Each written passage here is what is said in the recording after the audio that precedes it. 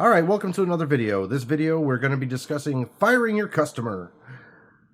Well, that doesn't sound very helpful for your business, does it? Firing your customer. You mean firing the people who pay you. Well, as counterproductive as it seems, firing your customers is something that can help your business by far. As a business, you have to know who you want as your customer. And you have to know that there are going to be those people and those customers that are going to come up at any given time who you do not want, who you want to stay as far away from as humanly possible. And many times you don't know about this until after they have already turned into your customer. Well, that's kind of what we're discussing today. There are going to be those situations where you're going to have a customer that is a pain in your ass completely. And there's nothing you can do for that customer to believe that you could be right ever. You don't want this person as a customer. You need to fire them. You need to find a way to get rid of them and quit accepting their business. I understand it means you're not going to get paid anymore from them. But guess what? It frees up a lot more time to get paid by someone else. Just think about it this way. Say you have a customer, say you're in the computer industry, and you have a customer who has a networking issue. And it's your job to fix networking issues. That's what your company does. You fix networking issues. Well, you show up out there and you find out they're storing literally the mops and the brooms and shit in the server closet where their switch is that holds their network. And you tell them don't do it, and you clean it out, and you repair a couple connections that got banged around, and you get it working. Well, a month later, they call up again. Hey, it's not working anymore. It's your fault. And you go back over there, and they're still keeping the mops and the brooms, or what have you, or putting storage in the server closet, basically jacking up connections, banging off of the server rack, or a couple pieces of equipment. You don't want this person as a customer. They're going to always blame you, and there's nothing you can do to make it right because they don't understand that they're screwing it up. They don't understand they are the problem. And they're not going to understand this. No matter how many times you explain it, no matter how well you explain it, no matter how many other people you get to agree with you, they're just going to say, well, this company ganged up on me and kept screwing up my shit and my stuff doesn't work right. And we continuously have had problems since the first time they came out. And guess what? They're not wrong. There's this small bit of truth, this tiny, tiny bit of truth in what they're saying. So they're not wrong, and they're going to have people believing what they're saying. It's your best interest, the moment you step foot into a situation with a customer like that, to go, hey, look, this is what I can do for you this time. But as long as you do this, I can't help you. I cannot continue to help you because you're not following the instructions my business set out.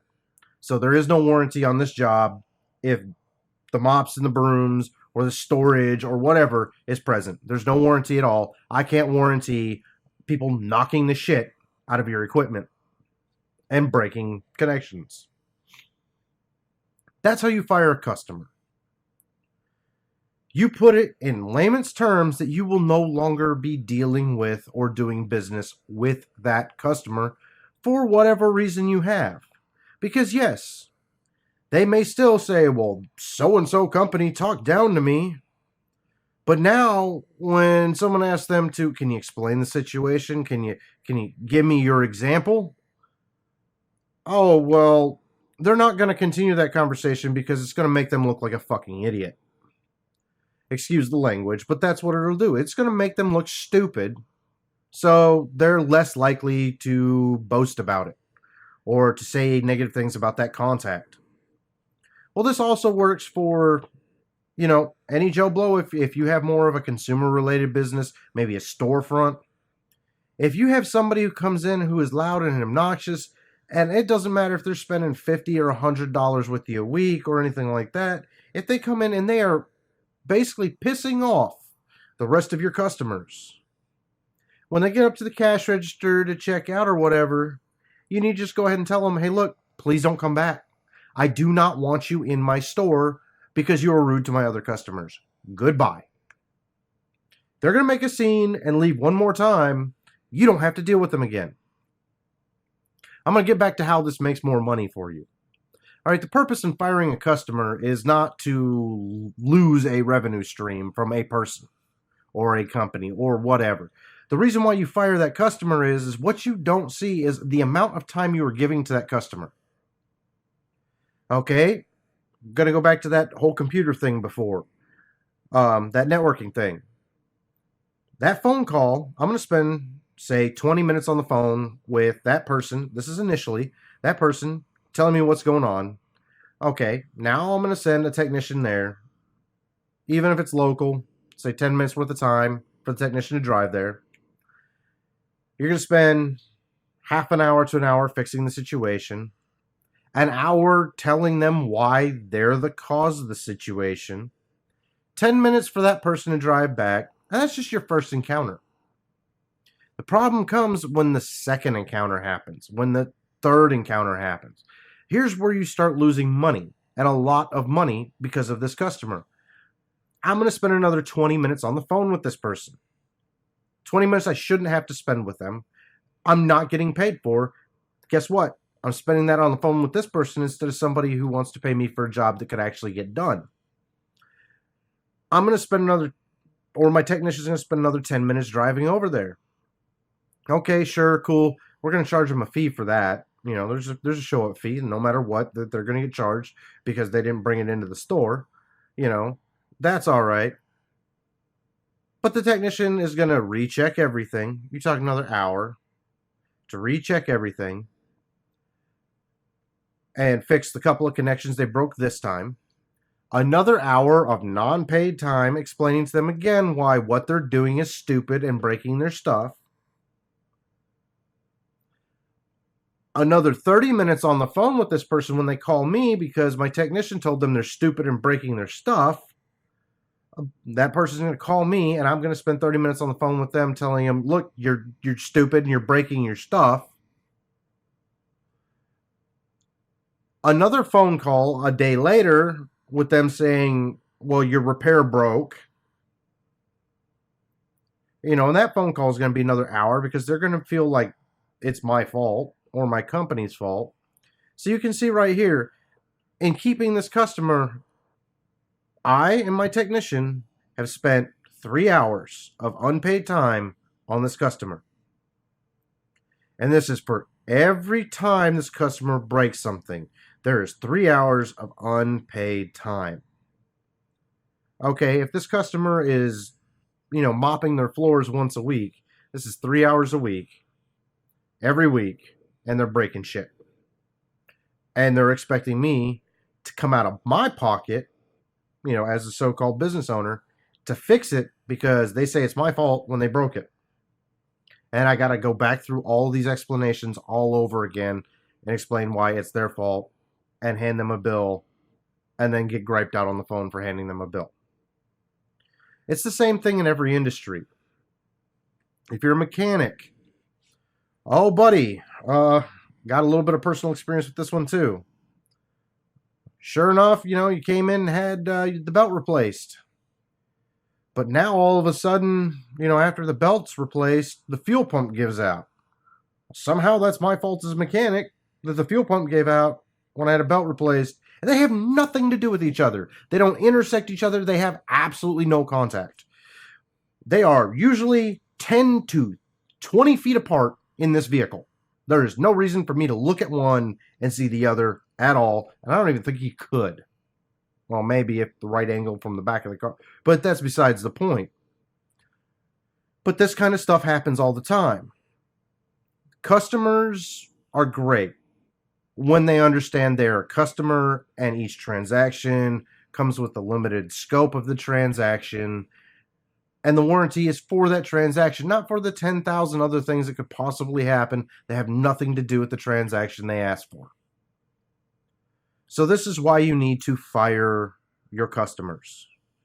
Any kind of customer who gives you these problems, any customer who likes to spend 2 hours with you on the phone when that's unpaid time, and you're not actually resolving anything or moving forward in the conversation, any of this stuff, you're costing your business money.